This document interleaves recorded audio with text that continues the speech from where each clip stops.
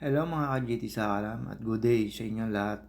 At ayun na po, syempre, niyaag po ako ni Manager number 2. Wala po si Manager number 1 dyan kasi hindi mahilig dyan si Manager number 1. Pinalamig ko na po yung kotse ni Manager number 2. At ayan, umuulan po bago kami umalis. At syempre po, pagka-start ko pagka ano yan, syempre, hindi ko na po pinakita ibang highway.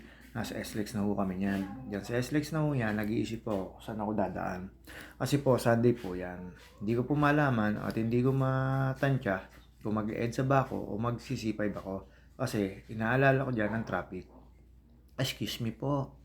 At syempre po, inabot po kami ng ulan dyan sa kalagitnaan na expressway. Habang nag-iisip po ako dyan, tinanong ko si Julian, ang aking pinsan, pamangkin sa pinsan. At yan po, syempre, tinanong ko po, sinabi ko po sa kanya kung saan niya gusto dumaan. At yan po, sabi niya, ikaw kuya, di syempre, ako na, nag-isip na ako. Sabi ko makapag-C5 na lang. Sa C5 po kami dumaan dyan. At dire-diretso lang po yung kalsada na yan. Hahanapin nyo lang po ay C5 exit. Habang dinataha ko po yung SLEX na yan, syempre, makikita nyo na po yung exit na yan. C5 na po yan. Papunta ko kami dyan ng Smart Araneta Coliseum, the Big Dome. Na ngayon ho, ang laki ho ng kinaganda ng Araneta, Big Dome. Siyempre po, dire-diretso lang po yun sa C5, papuntang Libis. Pasalamat naman po kami at walang traffic. At napili kong daanan ay C5. Kasi po, kung sa EDSA ako dadaan, iikot pa ako at baka walang right turn. Mahuli pa ako sa may EDSA, Farmers. At naisip ko, pag dito ako dumaan sa likod, sa backdoor ng Cubao, maunang dadaanan ay Alimol, bago Arneto Coliseum, kakaliwa ka lang, walang huli, walang mga MMDA, wala kang katatakutan, wala kang kaiilagan. Kaya ito po, naisip ko, mag-C5 na lang. Kasi sa C5 naman, napasakto naman na walang traffic. At syempre, ayan na po yung Pasig. Tapos po ng Pasig, syempre, ayan po yung, ah, medyo konting traffic dyan sa may Eastwood.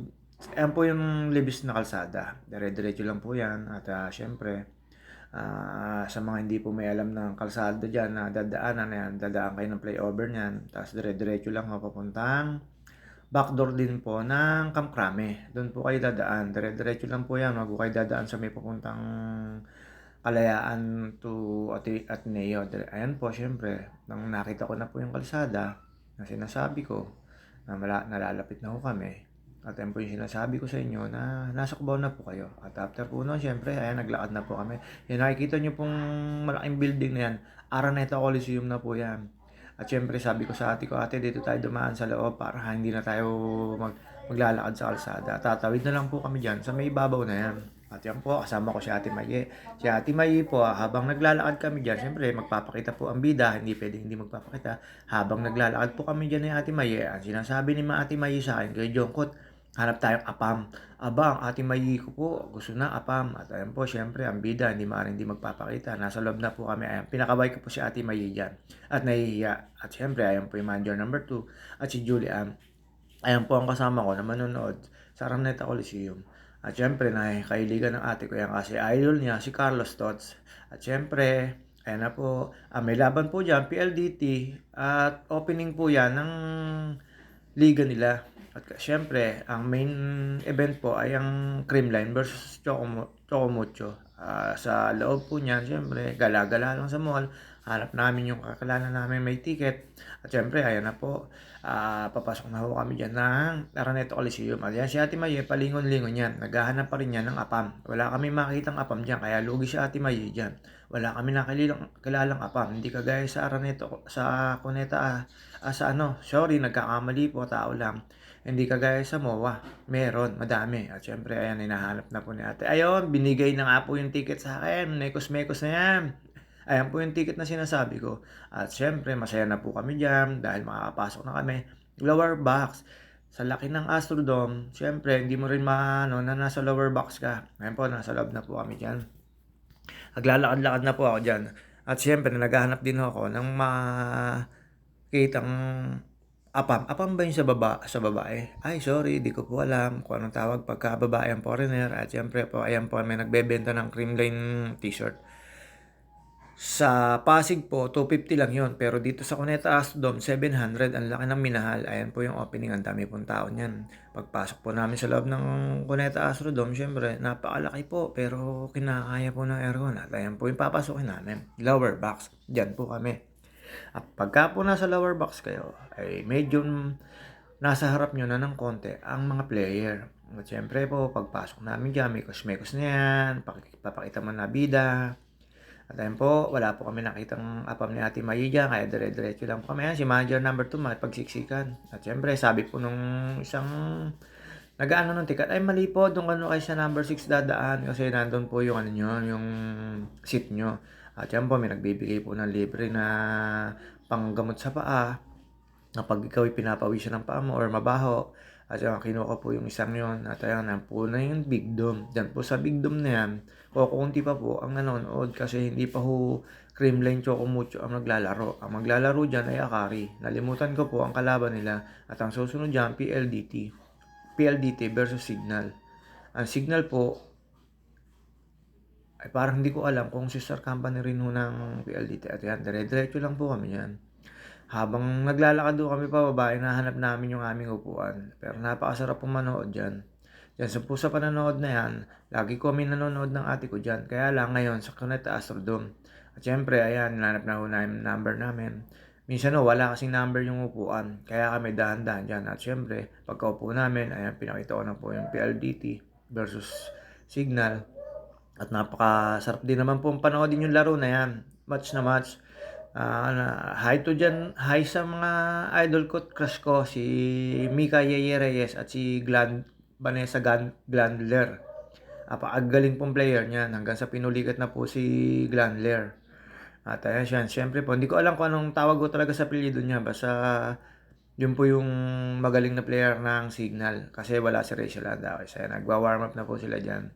Habang nagwa-warm up po sila dyan, sinabi ko kay ate, bili tayong pagkain.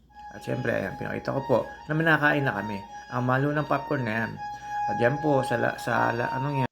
Inaantay namin diyan na magsimula ang game. At siyempre po, hindi ko na po mapapakita ang laro ng mga player.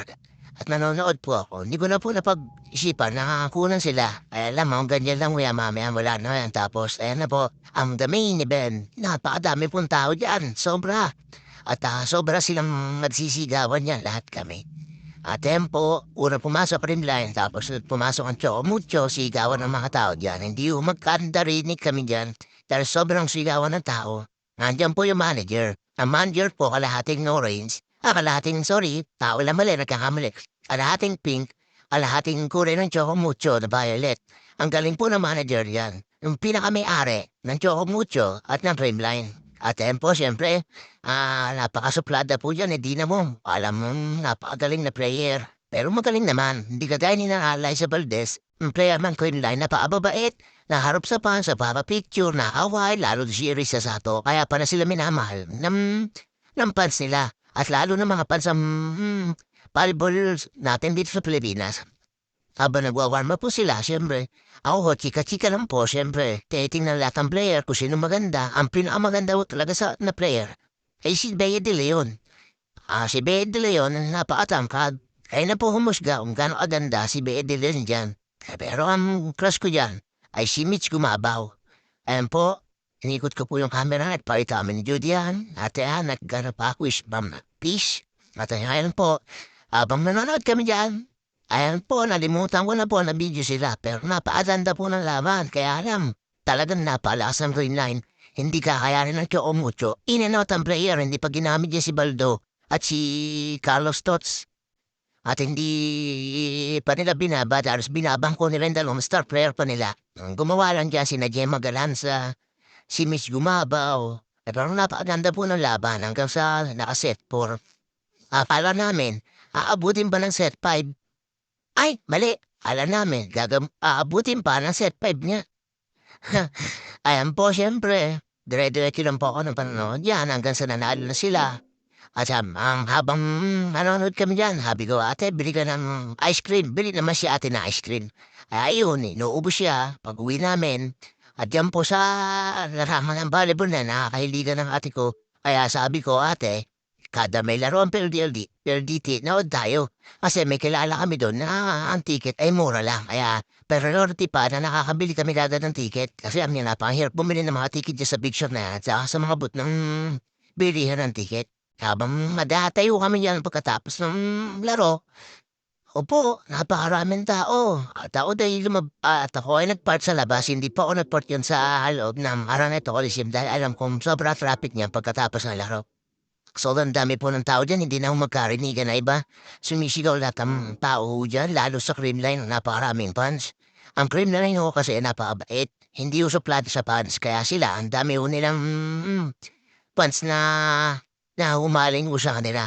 At sobrang sa dami nilang pas hindi kami magkaintindihan dyan. Habang nanonood ho kami dyan, syempre, mati ko, dinilabas ito